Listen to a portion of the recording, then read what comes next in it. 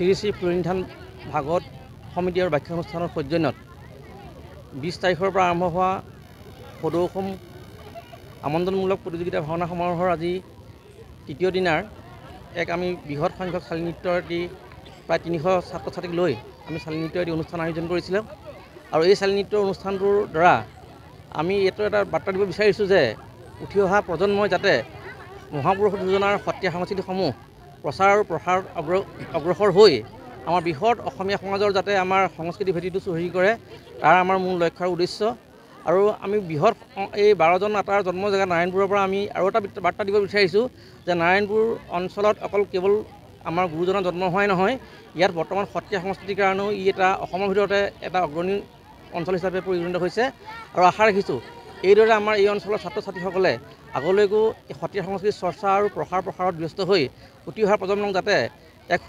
সুচিন্তাৰে আগবাঢ়ি যাবলৈ তেওঁলোকে সক্ষম হয় তাৰ প্ৰতি মই ভগৱানৰ ওচৰত প্ৰাৰ্থনা জনাইছোঁ। সকলোকে নমস্কাৰ জনাইছোঁ, সেৱা জনাইছোঁ। আপোনালোকৰ সকলোৱে জ্ঞাত যে শ্ৰী শ্ৰী পুৰণিধান ভাগৱত উদযাপন সমিতিৰ উদ্যোগত দ্বিতীয় দ্বিবাৰ্ষিক সদৌ অসম চেমনীয়া ভাওনা প্ৰতিযোগিতা আমন্ত্ৰণমূলক ভাওনা প্ৰতিযোগিতা ইয়াতে অনুষ্ঠিত হৈ আছে। আজি ৪ৰ্থ দিন। আজি বৰ্তমানলৈকে যিখিনি কাৰ্যসূচী ৰূপায়ণ হৈছে খুব সুন্দৰকৈ ৰূপায়ণ হৈছে বুলি আমি সফল হৈছে বুলি ভাবিছোঁ আৰু মাত্ৰ এটা দিনৰ কাৰ্যসূচী আমাৰ বাকী আছে। আজি যিভাগ ইয়াতে চালি নৃত্য প্ৰদৰ্শন হ'ল এটা অপূৰ্ব অনুষ্ঠান হৈছে। চালি নৃত্য পৰিচালনা সমিতিয়ে বৰ ধুনীয়া অনুষ্ঠান এটা আমাক উপহাৰ দিলে সকলো ৰাইজকে আৰু আপোনালোকে সকলো দেখি আছে যে অনুষ্ঠানখিনি খুব নিয়াৰিকৈ চলি আছে। আমি অত্যন্ত সুখী হৈছোঁ। ৰাইজৰ আমি বিপুল সমাদৰ লাভ কৰিবলৈ সক্ষম হৈছোঁ। ভক্তপ্ৰাণ ৰাইজে এইকেইদিন নাৰায়ণপুৰ উদুলি হৈ আছে। অনাগত দিনটোত যাতে আমাৰ বাকী থকা অনুষ্ঠানখিনি খুব সুচাৰুৰূপে পালন হয় আমি সেইখিনিয়ে ভগৱানৰ ওচৰত কামনা কৰিছোঁ। আজি নিশা দুখনকৈ ভাওনা অনুষ্ঠিত হ'ব। প্ৰথমখন ভাওনা চিলাপথাৰৰ পৰা আহিব আৰু দ্বিতীয়খন ভাওনা যোৰহাট কাকজানৰ পৰা আহিব। কালিলৈ ডিব্ৰুগড়ৰ ভাওনা আছে। কালিলৈ অকল এখন ভাওনা ৰাখিছোঁ আমি যিহেতু বঁটা বিতৰণী অনুষ্ঠান আছে।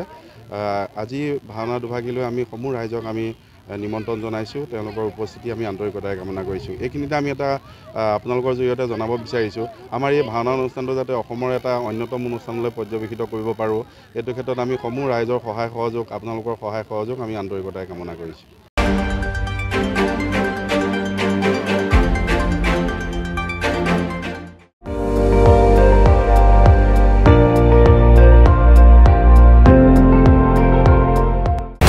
আপুনি চাই আছে ND24 সৰ্বশ্ৰেষ্ঠ নহয় সৰ্বোত্তমৰ দৌৰা।